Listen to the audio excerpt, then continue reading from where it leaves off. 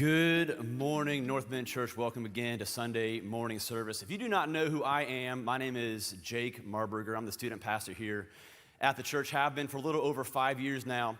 And this morning is going to be a little bit different than what we are typically used to as far as a Sunday morning service. So if you are new here at the church, come back next week. We'll be back to our regularly scheduled programming. But today I'm going to get to give you kind of an update on the student ministry, where we are at with that, and also going to talk a little bit about church camp. So if you've been here in the past couple of years, you know it's coming, so I'm just going to jump right to it. I will be asking for a lot of money from you this morning. It's going to happen, so just get your mind there. But then after that, we'll get into more of a normal kind of a message. But so real quick about Northbend students and about camp that we go to every year. We started going to camp 4 years ago. This is our fourth year going. And I have to say that camp has been one of the more transformative pieces of the student ministry. We were a couple years in before we started going, and the growth that we began to see, not just in the students individually, but also in just the number of kids that were coming, it was exponentially growing. And I truly believe that camp was the springboard for that to happen. You know, it was giving students a chance to see their faith exercised outside of their world. It's had tremendous impact on their ability to exercise their own faith within their world. And so when they come back, they're going to a camp where, and I'll explain how Generate Camp works and all that, but you're going to a camp where there's 600, 700, 900 students just like you, have the same faith as you, believe the same things as you, being excited about the Lord, being excited in worship, being outward, expressing themselves in those moments. To be able to come back home from having that experience, it's all that much easier to replicate that on a weekly basis, but then to have the boldness to go out into their context and to share their faith with others. And so this year, a little bit about Generate Camp is that this camp takes place, it's crazy. It's a branch of a organization called YM360. It's all about youth ministry stuff, and they run this camp. They run this camp 40 times a year over the summer in 20 different locations.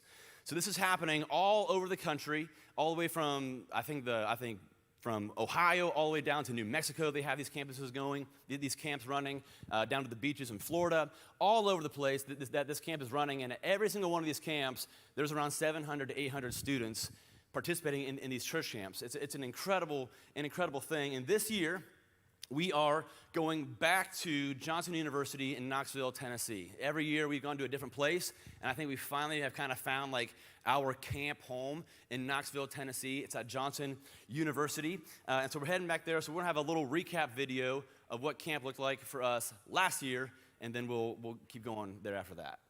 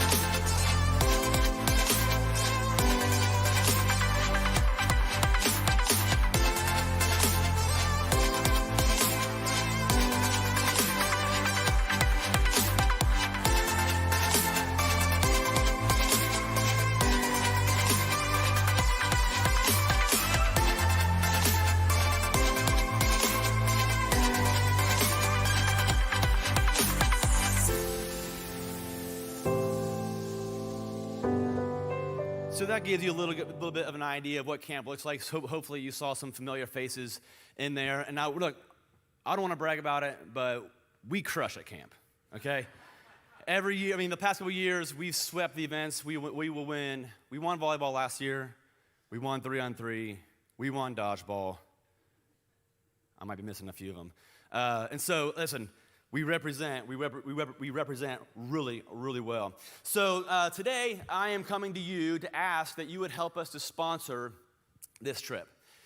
This camp, you can see all that's involved with a camp like this. There's a lot of things happening. It's a extremely well-ran, professional, elite program that these folks put on for these students. And so the cost of every ticket for camp is $329 per student and leader. And so this year we are hoping to bring with us 50 students and also 10 additional very brave and willing adults to go with us onto this trip. So to send all those folks to camp this year, we are looking to raise a total of $25,000. Now, that sounds like a crazy amount of money, and it is a crazy amount of money. But I just want to say this, so that the first year we started doing this, I asked for $12,000, and we got $12,000. The second year, I asked for $16,000, and we got $16,000. Last year, I asked for $23,000, and we received $23,000. Every single year, we have been able to pay in full for every single student, every single leader to go onto this trip. And every single year, I am blown away by the generosity of this church. My goal has always been and will be for this trip is that no individual family would have to pay for their student to go to camp because it's been taken care of by their church family.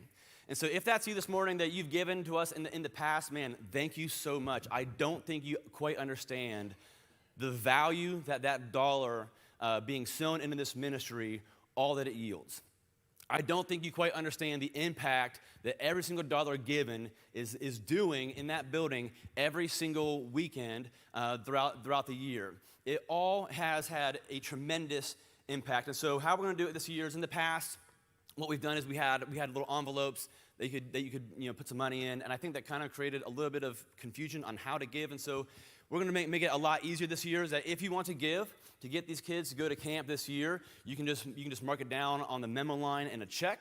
You can on the giving envelopes in the back on your on your way out. You can use one of those. Just mark that down on there that it's for student camp. Or if you want to give online, you can scan that QR code. You can do it right now if you want. And there'll be a drop-down menu, and you can hit that drop-down and select student camp or summer camp or whatever it says on there. I'm sure you'll be able to figure it out. So that's how we're going to do it this year. And just ahead of time, I just want to say thank you. I want to say thank you for your willingness to exercise of your gifts of generosity and to be able to give into this ministry because I promise you that it will return tenfold in what we see in years to come in the student ministry. So let's pray, and we'll continue on with our service this morning. God, thank you so much. God, to be able to be here in a place like this on a morning like this, God, to be given opportunities, God, to sow into ministries and to further your kingdom. But God, I pray right now that as we journey through this service, God, that our hearts and minds would be open to what it is that you want to speak to us this morning. God, you're good. We love you and we praise you. Amen. Amen. So continuing talking about Northbend students, I tend to like to talk about this. It's kind of the world that I live in. Like I said before, we've been in this, my wife and I, for about 5.5 years. And just this past October, we decided that, hey, it's time that we kind of like really get the idea of Northbend students an identity, to have a mission and a vision that we work behind, that we strive for, that we move toward. And so we had our own little vision night back in October, and it was an amazing night. And what we were just doing, we were trying to just equip these kids, these students, with something that they can hold on to and move toward and to fight for as we're working through student ministry. And so in Northbend Students, we are all about moving the mission forward. Moving the mission forward. And so this morning, I'm going to tell you a little bit about students and really what that means for us. And I also want this to be a sales pitch for anyone in this room who has yet to be a part of Northbend Students. Whether you're a student or you are a parent with a student in that age group, let me tell you something, that what is happening on a weekly basis in that building in the corner of our lot is nothing short of remarkable. It's nothing short of remarkable. It's an incredible thing to see what God is doing in the lives of these students on a week in and week out basis. So if you are not a part of that, man, I would just like to ask you, why not? Would love to see you out there. We'd love to see you out there. But what we do at Northbend Students is this is our mission, is that we are empowering students to impact their world with the message of Jesus. We are empowering students to impact their world with the message of Jesus. If you are familiar with the church's mission statement, it sounds a little bit the same. Northbend Churches is doing all we can to reach people with the message of Jesus. This is important. Why are we talking about students? Why are we talking about the high school kids, the junior high kids? Within 5 years of right now, every single student in that building will be preparing to become an active, contributing, producing part of this church. And so this should be the mission for all of us. This should be the mission for all of us, to move the mission forward. And for the church to move forward, we must understand that every single one of us have been given a gift by God, and we are responsible to use that gift to move the mission forward. If I said to you this morning, with great power comes great responsibility. Who said it? Uncle Ben, that's right. Uncle Ben of Spider-Man. You showed up your first time, you got the youth pastor talking about Spider-Man on stage. Listen, I'm not that kind of youth pastor, because actually Uncle Ben isn't the one who said it first. Stan Lee, when he penned those words, he might have made it the most famous, but we're all familiar with it. French author Voltaire and another guy, Victor Hugo, they probably said it first. Other people have said it too. Abe Lincoln, he said it this way. He said, "We hold the power and bear the responsibility." A little bit different, but mostly the same. William McKinley, he said, "The power confided to us increases the weight of our obligations to the people." It's the same. FDR, he said it this way: "Power must be linked with responsibility, obliged to defend and justify itself within the framework of the general good." Different, but the same. You see, this isn't limited to superheroes and people in high political power. This idea is for everyone. There's a general belief that if you have the ability to do something, you must do it. If you have the ability to do something, you have to do it. Not maybe, not should, but you must do it. And it's not always just these big, grand ideas of stepping into action, but it's as simple as you're walking through the lobby on a Sunday morning and there's a piece of trash on the floor, and you are able to bend over and to pick it up. You must pick it up. Or maybe there's someone who's in need of a seat, and you're done, you're finished with whatever you're doing, and you are able to get up. It is your responsibility to give them your seat. Or maybe you see someone being harmed or bullied or hurt, and you have the ability to step in and take action. You must. Just a few nights ago, I was at the Wahama softball game over in Hartford, Go Falcons, and I was hanging out with a buddy over where all the kids are. Listen, that's a dangerous place. I'm telling you. I don't let my 8-year-old wander off too often. I was glad I was there. We're sitting over there, and there were some kids, and things were getting a little bit rowdy. And me and him were the only adults. And I thought, I might have to throw some kids today. I don't know who they are, but I'm going to chuck them somewhere. Cool things down. Thankfully, some parents came over and stepped in, and so I just got to observe.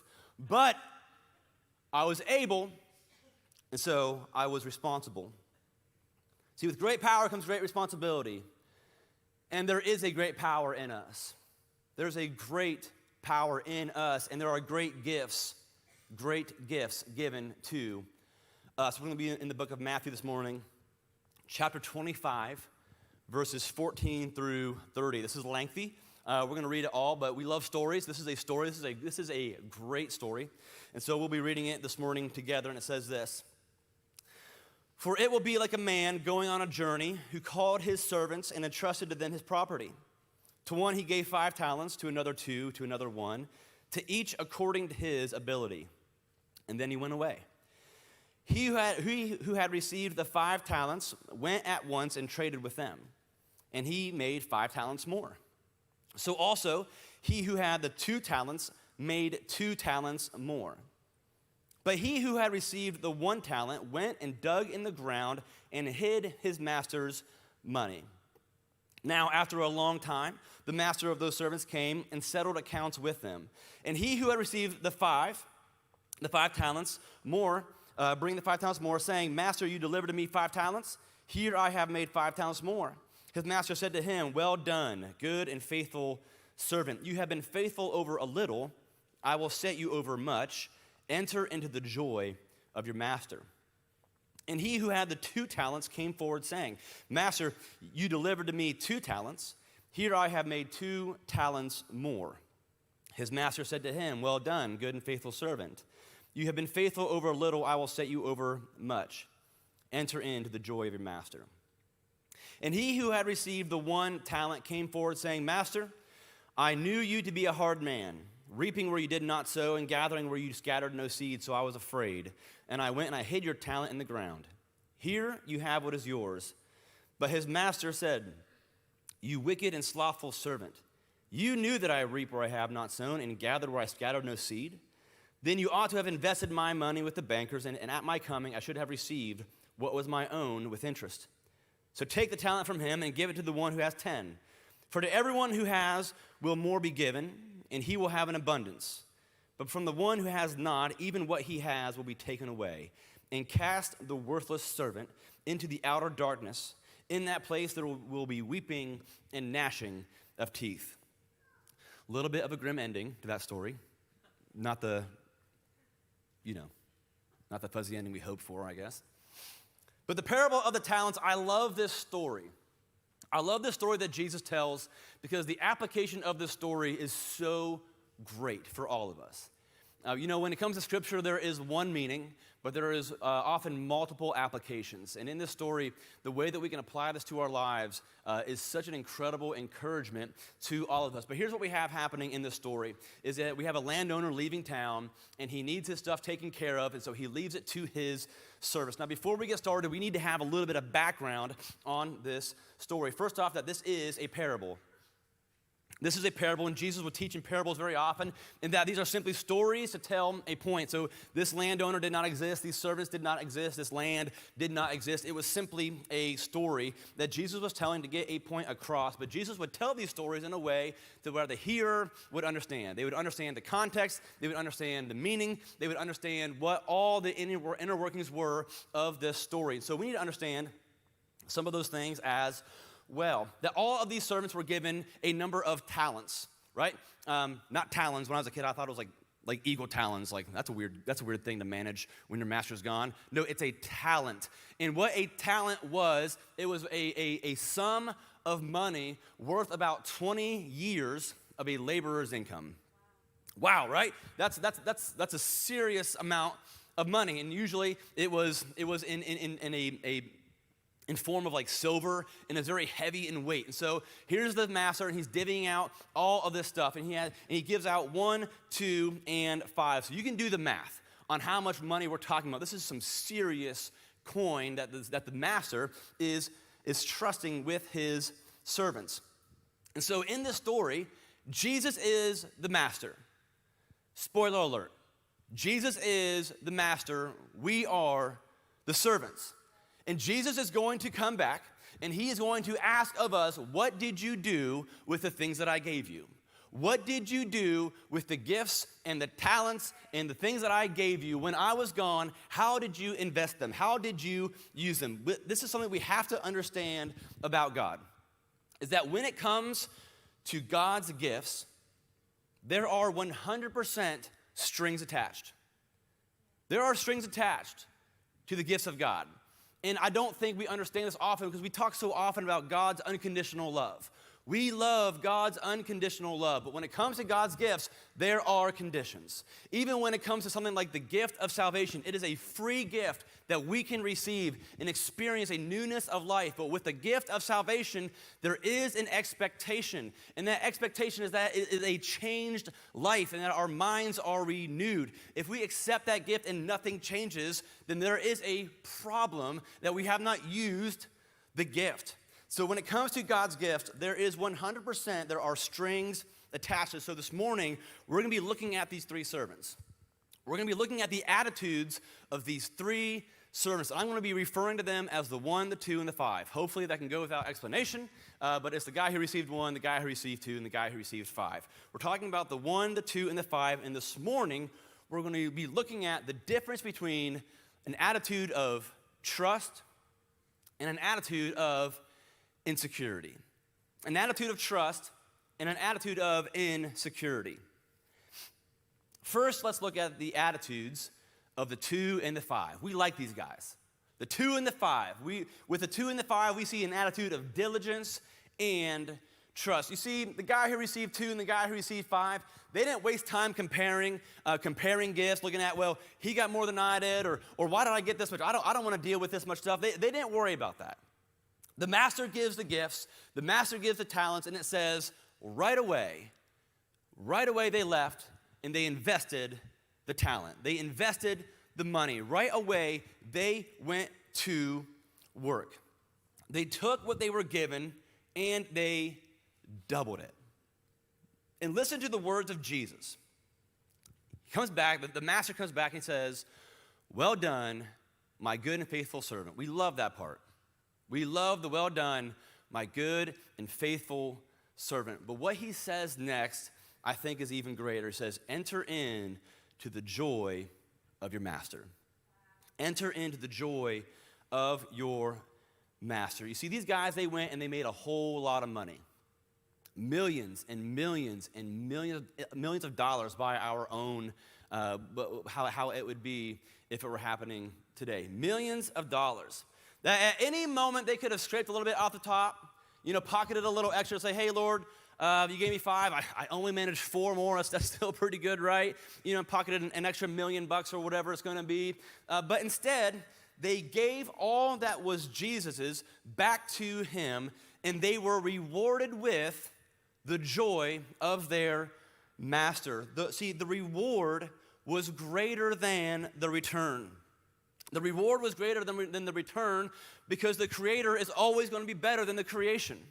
The Creator will always be better than the creation. And I believe that we underestimate and undervalue the spiritual impact of gifts like joy, of gifts like peace, of gifts like rest. You see, there's a joy that is rewarded to us. It's deeper communion with God. It's sharing in His joy, and it's experiencing His glory. And I know that we underestimate those things because just take a reflection quickly of your own life and looking at the world around us, and take a look at my own bank account and look at the things that I'm chasing after for things like joy and peace and rest, and ignoring all of the gifts that are readily available and being given by the master, but yet we treat them not as so. See, the joy of the master must be that much greater than the money if they were so willing to give it up. If they were so willing to return back to the master what was rightfully his, they knew the reward, and they knew that it was that much greater than anything that they had made, and so they gave it back willingly. So let's look at the attitude of the one. In the attitude of the one, we see an attitude of insecurity and fear. An attitude of insecurity and fear. You see, he received 1 talent. Now, if you're standing there and you were the first one to receive a talent, you might be thinking you're pretty awesome, right? It's like, shoot, I just received 80 pounds of silver worth 20. I don't got to work for the next 20 years. I don't got to do a thing. But then you see the next guy. It's like, well, shoot, he got double what I did? Like, what did he do to deserve that? Why did he get that much? And then you see the next guy. It's like, guy, you got 5? You got 5 times more than what I did? Man, maybe I'm just not worth it. Maybe the master hates me. Maybe I'm just not good enough. You see, the servant, he received his talent, and he treated it as lowly, but the master didn't give him 1 because he thought less of him. He gave him 1 because he knew him. He knew him. But yet he treated the gift as lowly, and the mind began to play tricks. The mind began to play tricks. Like, oh man, like this master, man, he's such a difficult guy to work for, and he's so strict, and man, he's gonna be so just upset with me if I just screw things up, and so he goes and he buries it in the ground because he's afraid. And in our own life, what this might look like is, Lord, I never really got much from you, and so. Honestly, I just didn't want to offend anybody. And so They were living their own life. They were living their truth, and I didn't want to hurt anybody's feelings, and so instead I just buried it in the ground, and so I didn't have to really think about it. I just buried it in the ground because I didn't really think it was that much. It wasn't really worth anything. Those guys, they're out doing it, and they got so much back in return, and so honestly, what I was going to have to give, it just really wasn't that much, and so I just buried it in the ground. The whole point of this parable is to do what you can with what you have. Do what you can with what you have. What do we know about these servants? What do we know about these servants? It may not seem like much, but what we do know is we know their history by what they've been entrusted with. What was the first thing that, the second thing, I guess, that the master said to the servants when they were returning back the money? He says, well done, my good and faithful servant. You've been faithful over a little. I will set you over much. Well, if you have one, and it's a little to you, two's a lot. And if you have two, five's a lot. So what we see here is that we see that these servants, we know what they've been entrusted with before. We know that the two probably started out as a one, and he was faithful. And so the next time the master left, he received two. We see that the five, probably last time, only had two. And the master left, and he was faithful with it. Master came back, and he was faithful. He took care of it. So the next time the master left, he was given five. And so because of this, we see there's a clear plan of progression that the master has for the servants. There's a clear plan of progression. And because of that, we know that everyone starts as a one. That everyone starts as a one. But something that is so commonplace is that people who may view themselves as a one just want to sit back and watch the twos and the fives do everything. They watch the twos and the fives do everything because they don't feel like they get the same chances as the twos and the fives. Well, man, I wish I had. Man, if I had that, man, I would definitely be given more money. If I had that talent, I would for sure be doing that. Oh, if I had what they had, I would. You can fill in the blank. If I only had what they had, I would do something. But see, if you want to be faithful with a 2 and a 5 level of responsibility, we have to be faithful with the one first. We have to be faithful with the one. And at every level, things change. At every level, things change. We can't be faithful with the 2 in the same way that we were faithful with the 1. And we can't be faithful with the 5 the same way that we were faithful with a 2. Imagine walking into a bank and you've got $100. And you say, Mr. Bankerman, I want to invest this $100. I want to invest this $100. What kind of plan do I need to be on? And he's going to give you a plan. There's going to be a plan that they're going to give you to manage and invest that $100. Now imagine you walk in the next day and say, hey, I've got $1 million, and I want to invest this. I'm going to invest all this money. Do you think the plan is going to be the same? Of course not. Of course not, because things are different. Things are bigger. Things are more involved. But you have to learn how to invest $100 before you'll ever be successful in investing in more. And so we want to have all these gifts. We want to have all these responsibilities, but yet we refuse to exercise the gifts that we've been given right now, here in this moment. And so we can never move past this place. We receive greater opportunities when we are faithful. And we receive greater responsibilities when we are faithful. Jayla, go ahead and come on up. So we're talking about Northbend students a little bit this morning, and I think it's really important that we understand that Northbend students started as a 1. And there's a few students left that they were there when it started. They were there to see how things were. And it's crazy to think that there are students come in who think that this is just kind of how it's always been. But Northbend students started as a 1, and that's really important for us to know. When we first started the ministry, when we took over in December of 2019, things looked so much different than they do right now. Things look so much different. If you're familiar at all with things that are going on over there, you have an idea of how things are, but man, things looked so much different. You know, there was only a small handful of students who would attend each week, and this persisted for a long time. It was a long time where we only had a handful of students showing up every single week. And after our first year, there were a couple of parents. Holly was one of them. They came in and they threw like a little mini 1 year anniversary thing for Hannah and I, and it was great.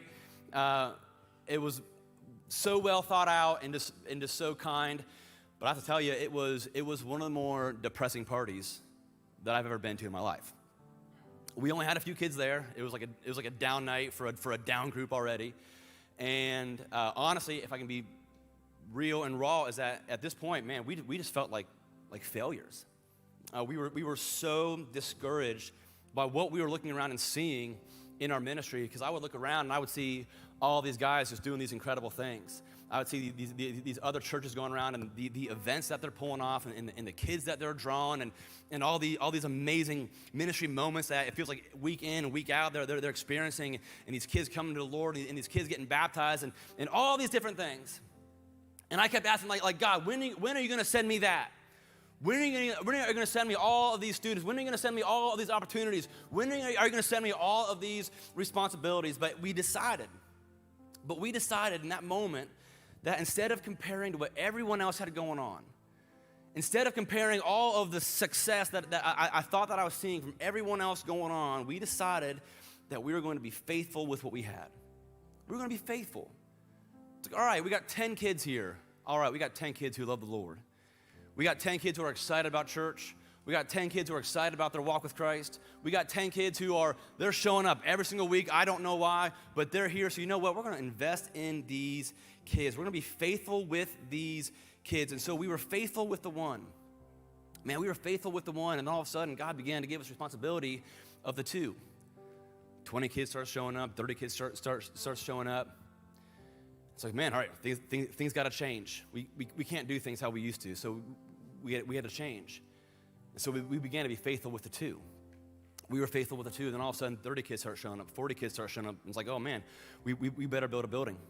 We better build this building. And I was sitting it was after Northbend night, sitting with Pace Hartfield on Jason's front porch, and man, Pace just gave us the vision. It's like, hey, listen, this building's a 5. This place is a 5.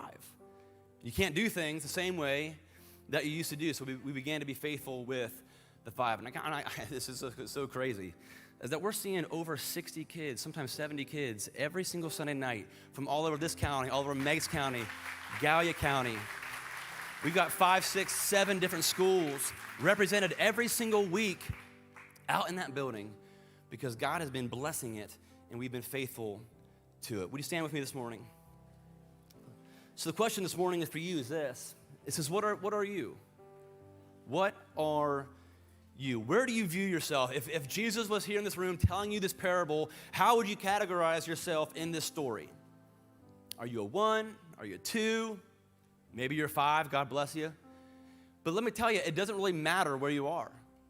It doesn't really matter how you answer, because all that matters is that you do what you can with what you have. The mission of Northbend Church is this. It's doing all we can to reach people with the message of Jesus. And doing all we can is the key phrase there. As a church, to move the mission forward, we recognize the responsibility and the opportunity that we've been given, and we are faithful with it. We can't do what every other church does. We can do what other churches can't. But what we do is what we can do with what we have. And it takes the 1s and the 2s and the 5s to be faithful. And individually, to move the mission of your own life forward, it takes the 1s, the 2s, and the 5s to be faithful with 1s, 2s, and 5s. Whatever we've been given, whether we think it's too much or whether we think it's too little, we can trust the Master and be faithful with it.